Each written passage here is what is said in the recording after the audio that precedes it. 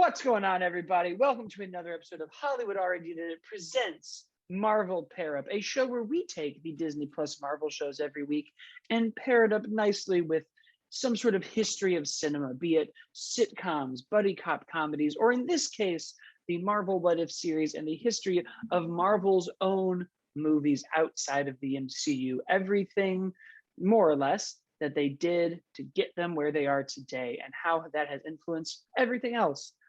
As always, I'm your host, Blake Schultz, and with me today is Jamie Jirac. Hello. And Terrence Tatum. Hello, everyone. And we are here talking about episode 6 of the What If series, another anticipated episode based on the trailers that everyone saw. This is What If Killmonger Saves Iron Man. Easily one of the coolest ideas they had. I remember in the trailer, everyone freaked out when he threw that missile to the side. It's just great to have that character and Michael B. Jordan back. So here it is, the epicenter of the MCU, the inciting incident of everything we know. The first movie, chronologically, of course, it's Captain America and Captain Marvel, but us as the audience, this was our first intro to it, and now it's all changed.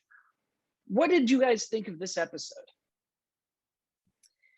You know, it was good. It's like I didn't love it, but I love Killmonger, and I loved getting to like follow him for a story. And he's even hot as a cartoon. I've been saying it all day.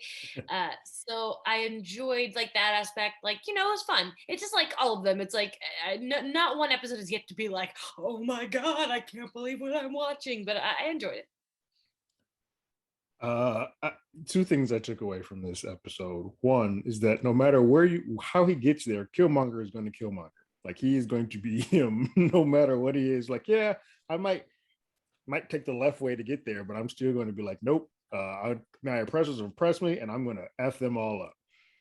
The other thing that I noticed is that I need Marvel to start giving me warnings when they're just going to throw some T'Challa stuff at me, and then blatantly like murder T'Challa in the episode, and then have a funeral, and then have like his mom in the middle of a battle crying for T'Challa, because I was not prepared for that, and my eyes did not appreciate that. So you need to give me a little bit more warning. We're going to keep getting Chadwick Boseman.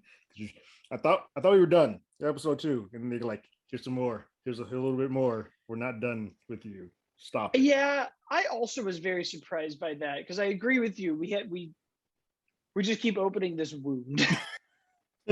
I don't know how else to put it. But yeah, there were a lot of interesting things in this episode, aside from that surprise. One, Tony definitely should have kept Obadiah's sound gun thing, because clearly that was the solution to every problem we've ever had. That's a terrifying weapon to see in animated form. And just, I think what I liked most about this, though, was the theme that we started on of the heroes are not born, they're forged. And we see, Terrence, to your point, that some of these characters' philosophies started before these inciting incidents. Killmonger is Killmonger because of what happened to him before the choices that were made in this episode that changed our universe. He still had the agency to get to Wakanda, to take over, to save all of the other people that he didn't think Wakanda was helping. Tony uses the exact same line he has in Iron Man of, I saw men and women die by weapons I created. But unlike in the movie we know, where he has a change of heart and sees the error of his ways and wants to make the Iron Man suit, and we got to make it bigger, harder, faster, and go after him. Whoa.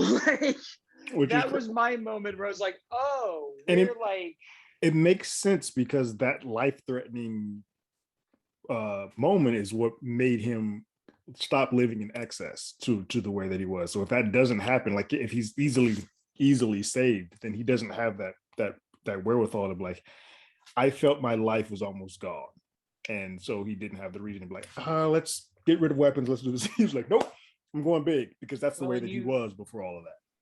You don't have Yinsen helping him out in the cave and saying all the things to him that change his worldview. You don't see those sacrifices. You don't see any of that. So without it, he's just like, we got to go kill him. And I liked then seeing that trajectory of, well, now we're going to make these drones and this anime reference, and he really likes anime, and we're going to make what looks very much like the Iron Man 2 Whiplash drone, but with a normal head. Seemingly, yeah.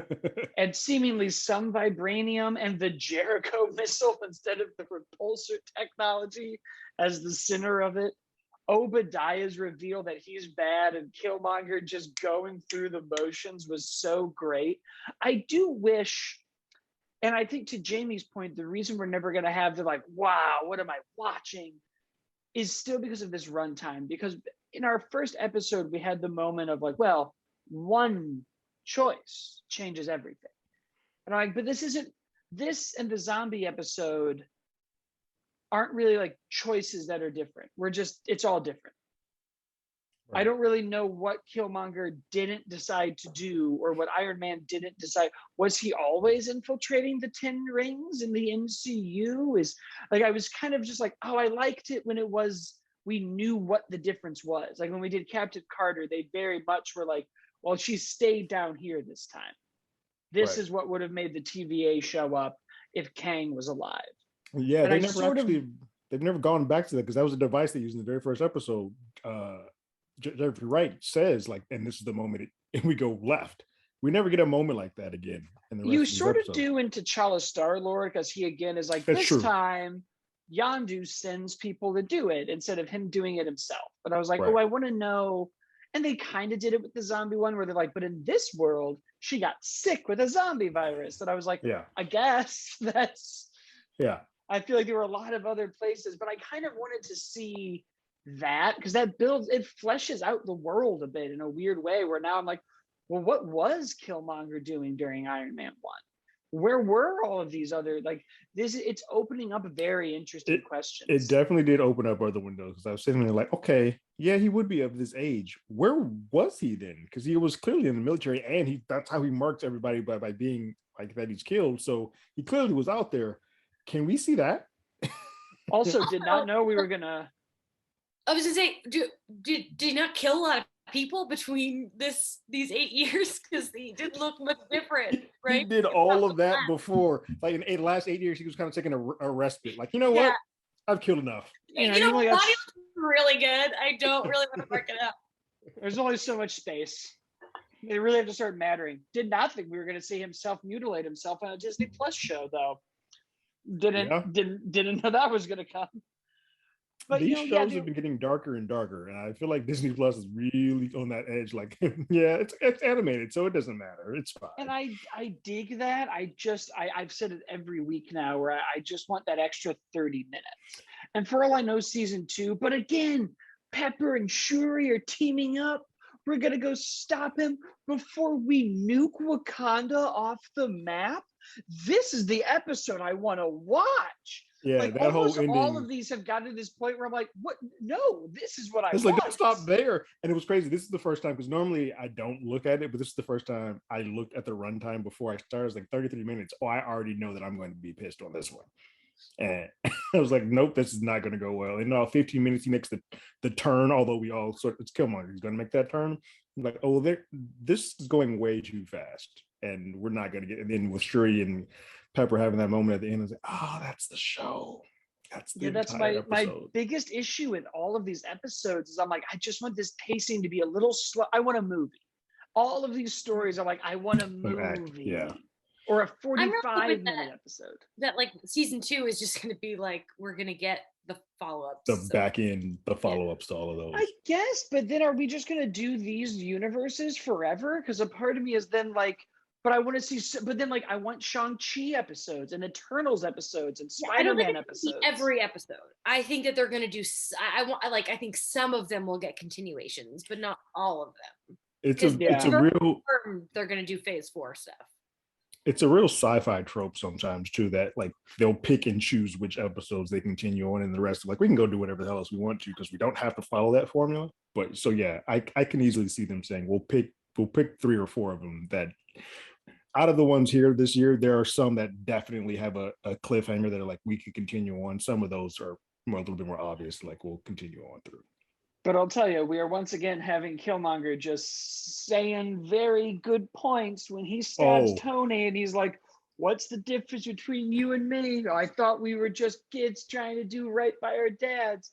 Or the difference between you and me is that you can't see the difference between you and me. And you're just like, I had I ooh. had to pause that, and I was like, that man said some great things. There are a lot of times where Killmonger, I agree with 100% with what you It's like a said. So. fixed point in history is Killmonger just pointing out systemic racism problems. And you're like, ooh, every time. When he's killing Rhodey and he's like, "Why are you wearing the clothes of the oppressor?" I'm like, "Oh my god, didn't you have a point, sir?" Yeah, he rocked both of them in that sequence. That was intense. That was a very intense sequence.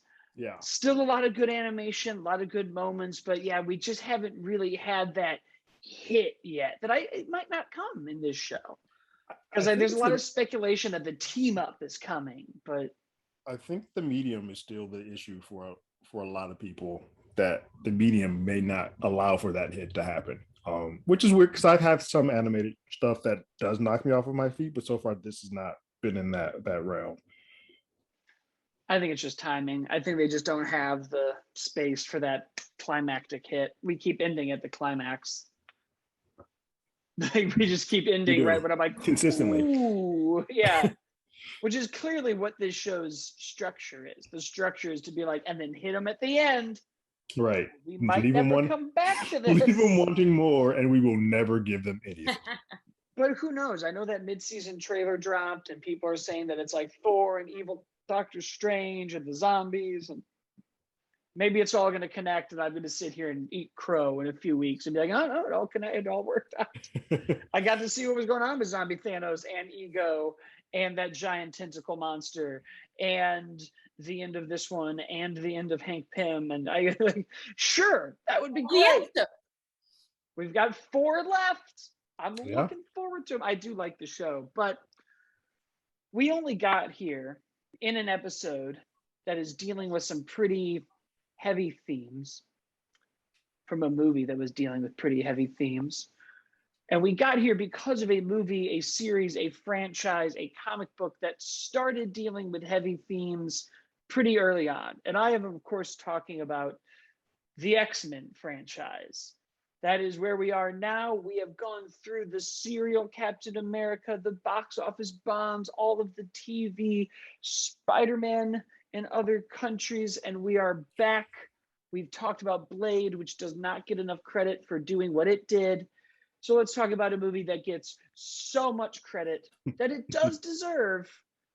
Because if there's one thing that we've seen as superhero fans in movies, it is watching Robert Downey Jr. do this for however many movies and watching Hugh Jackman do this for 13 movies, 12 movies. I think there's one he's not in.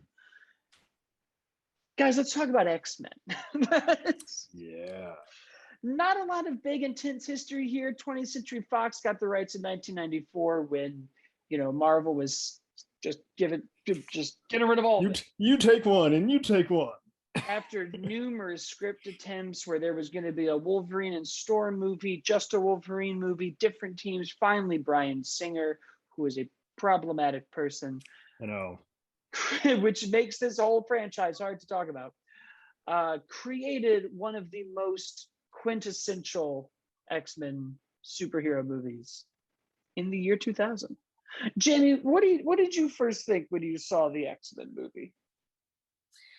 I mean, it was my introduction to Marvel. I was 10 and I saw it in theaters. And that was it. I was so obsessed with Anna Paquin, and it was the sequel was a bigger deal. Like I was in 7th grade, I think, and I saw it like 3 times in theaters. And I just for a 7th grader, you can only go so many times. Your mom will drive you to the movies. But the first movie, I watched it recently, and I think it's still so great. I mean, we've come a long way in a lot of ways, but it for being a 21-year-old movie, I fucking love it. Yeah, a 21-year-old movie. It sounds wild. You said 20. Jesus, that is. No, movies made in the 80s are 20 years old. That's not how time works. I don't like it. Yeah, I remember seeing this film. I grew up in the age where that 90s X-Men cartoon was the shit. And so I was so amped for this movie. Like I was ready. This came out my first year, my second year of college, I believe, and it was massive. It was insane. And what I viscerally remember is I thought I might have been in the wrong theater because this movie opens in like a concentration camp, and I was like, "What? Are they doing this for a comic book movie?" I didn't think that they had the the balls to open up a movie like that, and it fit and it worked. And for that point, yes, it's aged in some spots. It still looks good. It's just there's some things that are just like, oh, that's a little hokey, or like the way that some things are shot, like effects wise. So the snow stuff of Sabretooth looks a little weird, but overall, it still holds up well because it takes itself so seriously. And I always feel like X-Men 1 feels very much like a issue 0 of a comic book, where it's like not a lot of action happens in that, but it sort of sets up all the pieces so that when X-Men 2 comes in, it just goes ham. It's insane. Like that. Well, those two X-Men movies together. 2. Those two movies together, I will put up against most any other 1-2 combo that actually exists in films, because that opening sequence of Nightcrawler and that X-Men 2 is just chef's kiss. It's stupid how good that is. I'm thinking about all the 1-2s, and I'm like, yeah, like you're totally right. I'm like, nothing is coming to mind that I can think of. The only one that I would put on level that was before. I would put like the Terminator 1 and 2, because they are so different. I would sure. probably put on that. You guys are forgetting Shrek 1 and 2. Thinking comic book movies. Oh yes, if you're thinking comic book movies, yeah, I would. Comic book movies. There are a lot of 1-2s in the world. Yeah, I say comic book movies. Yeah, I think those are probably one of the only two, because I don't hold Spider-Man 1 up as much as other people do, but Spider-Man 2 was fantastic. Yeah, I mean, the movies are incredible. I remember this was the first summer I went to a movie. Well, it wasn't the first summer I went to a movie with my dad, but I went to the movie with my dad and my uncle, who were big X-Men fans. And we walked out and we were all so jazzed. And I'll never forget my dad being like, well, they don't need to ever make an original movie again. They figured out the superhero movie. And much to his non-filmmaking prescription, we have not opened a summer without a superhero movie at the start of May until COVID. Yeah. Only to then release more superhero content in a year. The movie was incredible. You're right. I still would start the movie as a kid on VHS and be like, oh, it's a Holocaust movie in the beginning, and it's scary. Like we talked on an earlier episode about these horror beats that we don't really get in the MCU. And this isn't really a horror beat, it's a drama beat, but this is the kind of like weird texture that we don't really see anymore. Characters with this kind of background, this intense, they're dragging him away, and it pulls the fence chain. And I can't think of any moment in a Marvel Cinematic Universe or even a DC Extended Universe movie that gets to that level of like terror in a way. Ethos or pain or terror, yeah. Especially not the films. I feel like you might get that a little bit in some of the Netflix Marvels, like Punisher might get something to that effect. Luke Cage maybe, but yeah, you don't see that in any of the films because for whatever reason. But this was a movie like the comic book that wore its themes and its characters on its sleeve. Everything is about marginalized communities. We have characters whose powers represent transmitted diseases. The tragedy of Rogue and Charles and Magneto, and the opening of the movie of just Magneto's whole like, we are the future, Charles, not them, still resonates so hard. Like these characters, there's so much conversation now of like, well, the comic books have never been political, but the X-Men it's right there doing the political things. It is doing them all of the time. I recite the why do you ask questions for which you already know the answers line all the time. Like, it's fantastic. There's so much great stuff in this. I mean, we're already seeing visual parallels in these movies. He has all the guns. I can't stop them all. That kind of comes back in WandaVision when she does it to everybody else. And you're just like, this was the blueprint for everything. But you're right. If this was the blueprint, then X2 was the temple that it built, because that movie is it might be perfect. it might be a perfect superhero movie. Yeah. It's really well done. Like that school raid is still one of the great. I was like, this is just fantastic. Just seeing Hugh Jackman running through that school, leaping and stabbing. I was like, oh, this is nuts. I'm all into all of this. It had humor, it had stuff, and even ended on the cliffhanger. Now we won't talk about how they answer the cliffhanger, but it ends on the cliffhanger because X-Men 2 chose to, and then X-Men 3 comes around and just one of the most frustrating cliffhangers as a big Phoenix fan. Seeing that bird under the water, yeah, then never see that bird. And I saw people who were like, "You don't see the bird under the water," and I'm like, "You go back and you watch X-Men 2. You 100% did, yeah. It is right there." And then Brett Ratner had to show up because X-Men 3: The Last Stand. Yeah, was also a problematic person. Yeah, I was gonna say they have like Matthew Vaughn's the only one you look at like, he'll do that, works, sweet. But and Mangold, he hasn't done that's true. Until you get down there, yeah. It's weird though, because as this series is going along, how good 1 and 2 are, it becomes a very spotty mess after those first 2 films. And there are some great ones in there. It's just, you never know what you're gonna get. You don't. It becomes a crapshoot after that. Like I adore First Class. Like I really love First Class. I love it. And some of that is true because it takes itself serious. Like you have the whole thing with with Magneto going on his quest to find like with the coin and all. It becomes like the first half of that film is like a Bond movie with him just gallivanting around. So I want all of this. Kevin Bacon doing his greatness. I love that movie, but also Wolverine. But then there's some spotty ones like Origins. I could do without. Origins might be worse than The Last Stand. Oh, I think so. It might be worse. It's a very bad movie.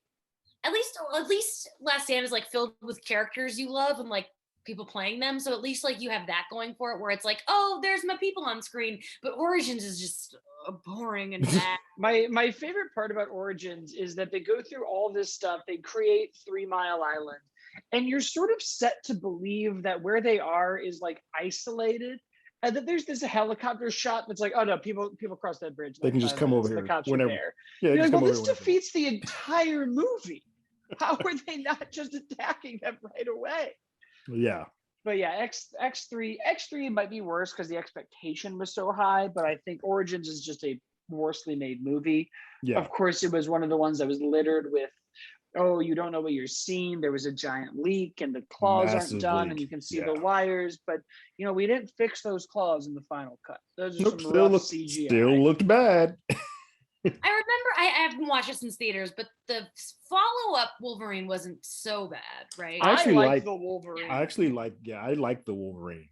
So both the James Mangold films, I enjoy. The Wolverine's good. Has some great action sequence. That train sequence is really well done. I just think the back end of that gets a little wonky, but it's still really, really good. So yeah, 2 out of the 3 Wolverine films are really well done.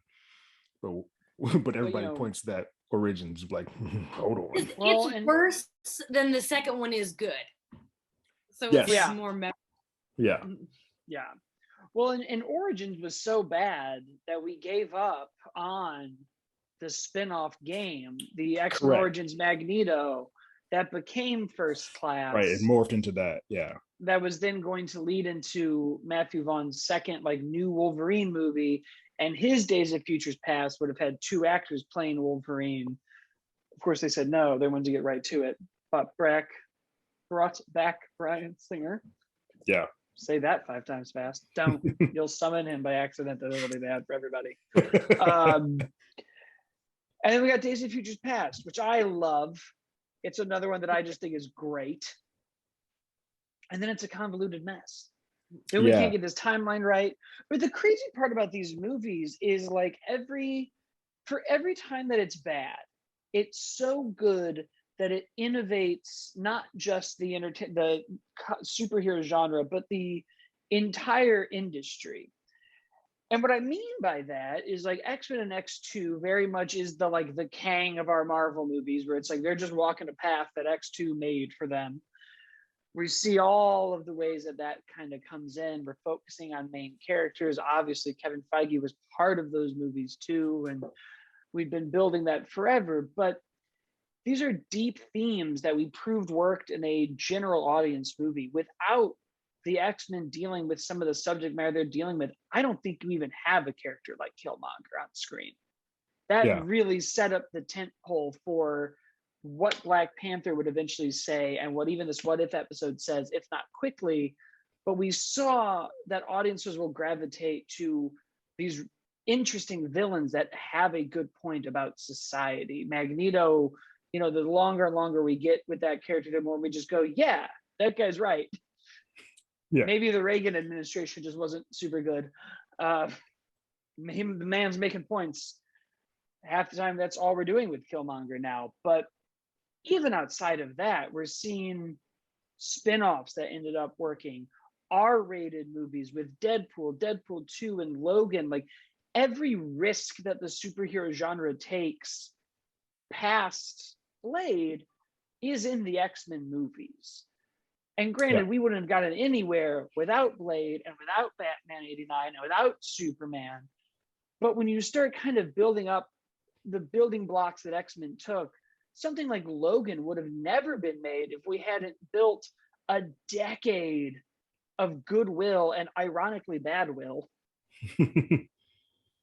Yeah, it's crazy too that this is, I mean, with as many bad ones as there are, because X-Men is ingrained in a lot of people's DNA, people keep coming back. It's a weird thing. They're like, all right, well, let's see what this is. Like, I'll give you another chance. And they keep giving chance after chance. Some of that's because X-Men 1 and X-Men 2 hit so hard for so many people that they're like, all right, eventually this has to get back on track. But a lot of it is because those themes have resonated at some point in time throughout everybody's life. There's something that resonates thematically with X-Men to their own personal life where they're like, yeah, I feel that. So I'll stick with this. Well, it's one of the only properties, when Spider-Man rebooted, we all went, it's too soon. But the second Marvel was like, we have X-Men back. Everyone was like, give it to us now. Do it now. It's There's all those characters. It's different. It's not just one dude whose uncle dies. It's like you have so many people you can focus on. It's crazy because it was like they got the rights while Dark Phoenix was like about to be released. And they're like, I don't care. Screw that movie. Do it now. And normally they'll be like, let's wait a bit. They're like, no, bring it to me now. I mean, New Mutants barely. Well, that was also a COVID problem, but that which I like New Mutants. I didn't like Mutants. I mean, I hate Dark Phoenix with every fiber of my being. I despise that movie. Well, that's because it's a very bad film. I think that's also what's kind of cool about this X-Men franchise. Like, yeah, Deadpool's an R-rated like action comedy, and then New Mutants becomes just like the 16 Candles or like Breakfast Club type of horror comedy. And so, they're doing something different too, and they can kind of play with that because they have so many characters in the X-Men universe. They started doing the thing that the MCU does, where each movie is a different genre, and I think they sort of started trying to do that even before those. Like X-Men Origins, for how not good it is, tried to be like a mystery, and First Class is this like weird spy homage movie, and the Wolverine is almost a war movie. Like it's you start seeing how they blend the genres in a way that really only 20th Century Fox, back when they were a studio, would do. This is a studio that made its foundation on hard R sci-fi action movies. If it's Die Hard or Predator or Alien, they were always playing in this world. And then they got to do it with superheroes. And I think that's why you kind of get a more thematically deep franchise than you kind of do with some, not all, some entries in the MCU. I think, at their worst, it's a fun action movie. At the X-Men's worst, it's an unwatchable mess. But Dark Phoenix, though, I was so ashamed that I was going to be the swan song of the series until New Mutants sort of came out. I keep going back and forth with which one I dislike more between Apocalypse and Dark Phoenix, and I feel like it's probably Dark Phoenix, although I like that last action sequence for Dark Phoenix. But there's not because Apocalypse is such a great character, and no fault to Oscar, that character looked like hot mess and was just played like hot mess in that entire movie. And it's like, I don't know what this movie is trying to do. And then to come, I think the two of them together end up being, while X-Men 1 and X-Men 2 are one of the best pairings ever, Apocalypse and Dark Phoenix might be some of the worst two film things that I've ever seen in superhero history. I don't really mind Apocalypse. I'm not saying it's good, but like I will watch those three. Like if I finish Days of Future Past, I'm like, okay, I'll put on Apocalypse. I really don't mind it.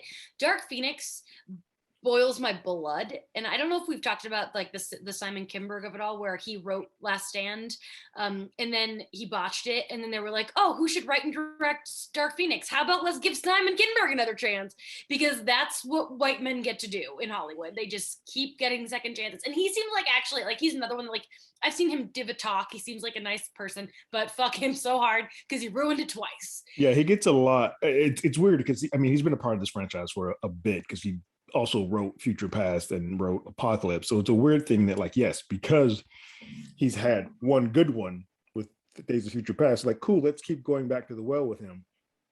When clearly it's not necessarily just him that is making this stuff work. And when he is left to his own devices, we see how that turns out. Yeah. It is.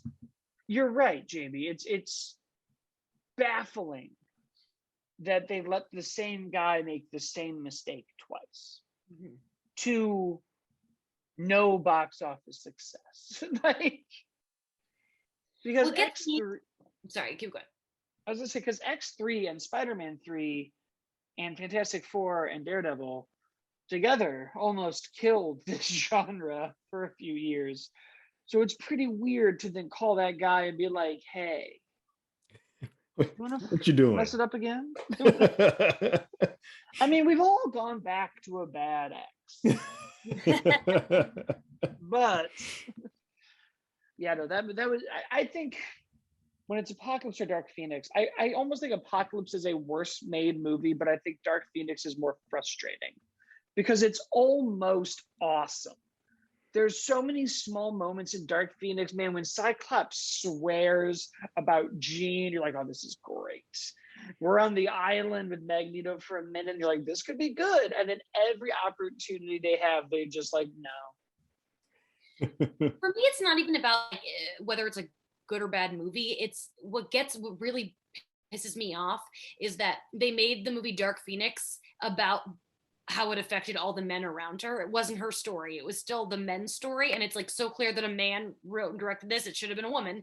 And it's just like watching, like Jean has just no agency in this movie at all. She's just a catalyst for these other famous characters to react. That's my issue with Dark Phoenix. And I can't tell, although I've seen Sophie and other things, but I can't tell if it's a Sophie thing or if it was a director's thing with her. But you're right. I had no agency from her whatsoever, but it was her character. So I like I said, I couldn't quite. I don't think it's tell. Sophie. I don't think I it's really Sophie don't. Either. No, I liked her in Apocalypse, but that's just me. But Yeah. I don't think it's her. Yeah. No, I don't think the casting has ever been the problem. Yeah, I could probably have used someone else to play Storm in the original 2 X-Men, but that's an entirely different side conversation. Angela Bassett was around back then, and that would have been perfect. I mean, but overall, yeah, I don't think the casting is too much of an issue. I think it's sometimes the director. I actually think for Apocalypse, I think Bryan Singer might have just been on for too many of these. Like, I think sometimes you just need a fresh blood and somebody new. That's why I think that one didn't work, and Simon Kinberg just should not be directing these films at all. Yeah, I think that seems to be, it's over now. Yeah. Yeah. Now we're just bringing people back to shows and making us wonder if they're bringing them all back, or if it's just going to be a guy named Ralph. I am interested because this is going to be one of those weird hybrids. Like, obviously the Disney now has the X-Men, but they also have Deadpool, which is a part of it, who's existed in this other form. So it's going to be interesting to see how they sort of play toe that line. And he's the one character that can sort of blend all of that together because he's so meta and breaks the fourth wall, but it's going to be interesting to play that world where how do you bring that R-rated character who they're keeping that one R because that's how he was into a Disney world. I'm excited. Oh yeah, no, I think they know what they have. They're not fools. Yeah. Disney has made R-rated movies before under Miramax, Yeah. and it wouldn't be they'll do it again. They're gonna make a lot of these. They're not gonna get a PG-13 Predator movie. You have before. That's a bad example. You're not gonna get a PG-13 rated Alien movie. Yeah. But who knows? But it is funny. This was like, I feel like X-Men's a very interesting thing to think about historically now because it did affect so much, but it only stopped recently, where almost everything else we've talked about ended and influenced everything else, where X-Men constantly influenced and kept existing through television, through movies, until the end of 20th Century Fox. But without it, I don't think the MCU movies would be able to tackle half of what they do. I don't think you would have some of these strong moments that are in the deeper movies. I think this is what kind of proved that audience would be receptive to it. And I think as a result, it probably will be the thing that lets Disney start being like, we can make an R-rated Deadpool 3. Maybe we can make an R-rated Blade. Maybe Moon Knight could be NC-17. It won't be. Yeah. But it could. But I think this is where they have a really big chance here to do a lot of stuff. And as long as I get my Firebird, I will be fine. But guys, I think that's our show. Thank you so much for listening. You can, of course, subscribe and leave a comment and a review on YouTube and on all the podcast areas, iTunes, Spotify, everywhere else. You can follow the show at Hollywood ADI on Twitter and Instagram. I'm at, as always, Blake. Jamie is at Jamie Sidmax. Terrence is at Terrence Tatum. Jamie is on Phase Zero at comicbook.com, where she also has several articles and other things that she has written. Terrence has all the other Hollywood Already Did It YouTube channel trailer reactions and other movie reviews. And we have our other main podcast, Hollywood Already Did It, about reboots, remakes, and sequels. And we will see everybody next week. Later.